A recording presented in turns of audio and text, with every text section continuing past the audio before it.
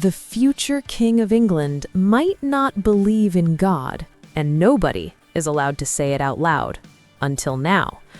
William stood inside Canterbury Cathedral this week, stone-faced, composed, unreadable, watching the woman who will almost certainly place the crown on his head one day step into her new role.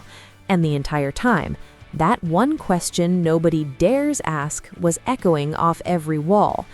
Does he actually believe any of this? Because here's what's wild. This man is about to become Supreme Governor of the Church of England. Not a ceremonial title, not a ribbon-cutting role. The constitutional head of an entire religious institution with roots going back to Henry VIII. And his own sources described his faith as quiet. That word, quiet, is working overtime, because when powerful people call something quiet, they usually mean it barely exists. Queen Elizabeth never had a quiet faith. Every Christmas broadcast, every public speech, her belief came through like electricity, raw, unscripted, completely real.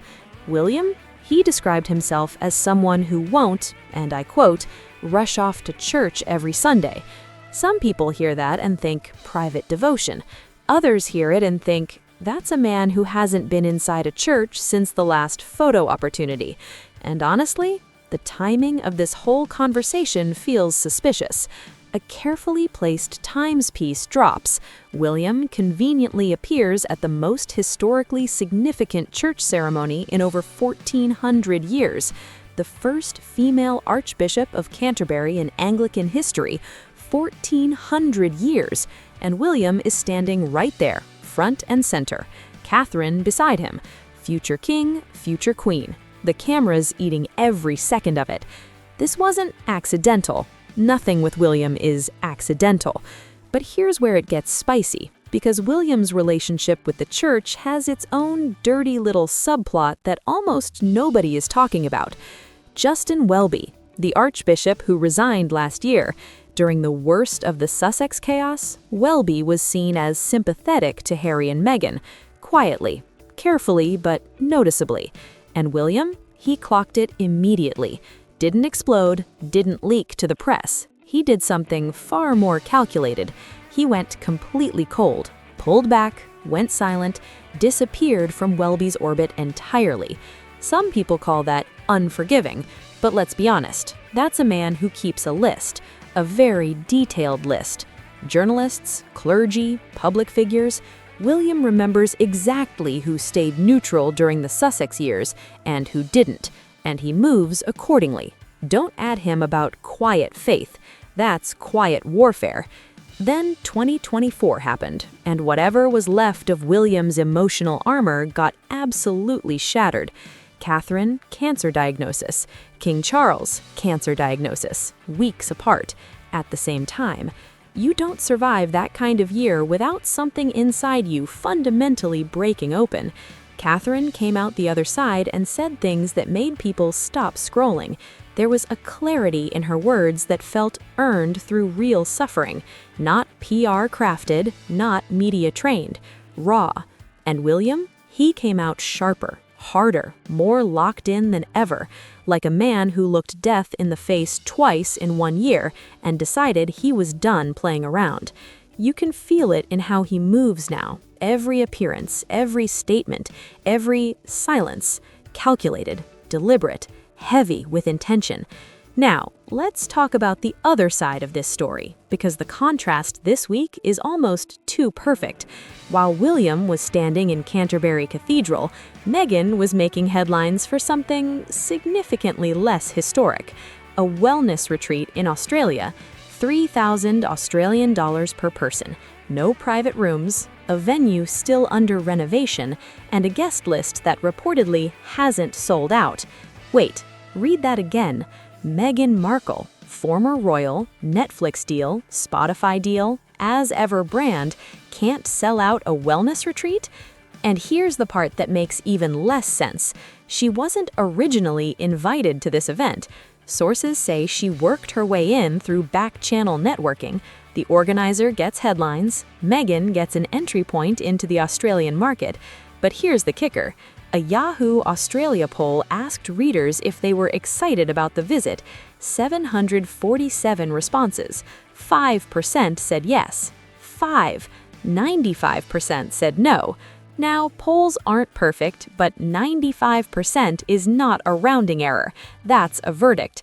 And people are asking the obvious question, why Australia at all? If you're building a California lifestyle brand, you focus on America.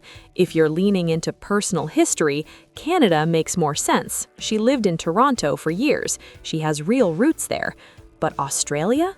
Some people speculate this is purely emotional. The royal tour, crowds lining the streets, cameras everywhere, pure global adoration. Meghan has never stopped chasing that feeling. And honestly, that's the most human thing about this entire situation. But here's the brutal truth nobody wants to say. That moment is gone. That version of the story is over, and no retreat, no trademark filing, no carefully curated cheese board content is bringing it back. Oh yes, we need to talk about the content, because this is where things get genuinely uncomfortable. Flower arrangements, cheese boards, champagne glasses, brief glimpses of Lilibet placed carefully into frame like a lifestyle prop. All of it polished, all of it art-directed, none of it actually teaching anyone anything. The flower content doesn't show you how to arrange flowers, it just shows flowers, already perfect, already done. No soil under anyone's fingernails, no real process, no real mess. Compare that to Catherine at a planting event, refusing gloves, saying she wants to feel the soil with her bare hands. That one tiny, unremarkable detail is worth more than 100 perfectly lit Instagram posts, because it's real. And audiences, they know the difference. They always know. And once they sense that gap between performance and reality, it's over. You cannot win them back. Now, let's get into the security situation, because this week dropped a bombshell that got buried under everything else. Sources told The Telegraph that Harry and Meghan could lose their entire legal push for taxpayer-funded armed security in the UK because the political fallout of approving it would be too toxic to survive. Think about what that means.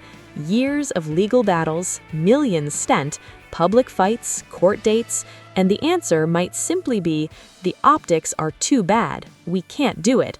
Now, the security professionals have a completely different argument. Threat level is threat level. Popularity doesn't factor in. Harry is the son of a king, one of the most recognizable humans alive. There are real, documented threats against him. That's not nothing. But then the palace drops language in their official response that stops everyone cold. Low trust, bitter experience. Those words don't end up in official statements by accident. Someone chose those words very deliberately, and they chose them knowing exactly how they'd land. That's not diplomacy. That's a message. And here's the thing that keeps coming up from people watching this closely. The media strategy around the security push isn't working. Every new press story seems to make the trust problem worse, not better. Worse. It's like trying to put out a fire with gasoline and being surprised when the flames get bigger. Now, let's zoom out all the way, because this whole week is actually one story told through two completely different lives. Two people from the same family, once photographed side by side, smiling, united, now moving in directions so opposite it's almost hard to believe they share the same bloodline. On one side, a man standing in a cathedral built on centuries of history, preparing quietly for a wait most humans will never understand. No drama, no noise, just work. On the other, a brand sending emails about cheese boards, a self-arranged appearance at a struggling retreat, poll numbers that would make any PR team resign on the spot, and a gap between the story being told and the story everyone can actually see that is getting wider every single week. Here's what nobody wants to say, but everybody is thinking. At some point, that gap doesn't just widen, it breaks open completely. And when it does, there is no headline that fixes it, no Netflix deal that covers it, no carefully placed photo of Lilibet in a flower arrangement that closes it. The question was never really about faith, it was always about something much simpler. What's real? What lasts? And what happens when the performance finally runs out of road? That moment isn't here yet, but every single week, it gets closer. And everybody watching knows it.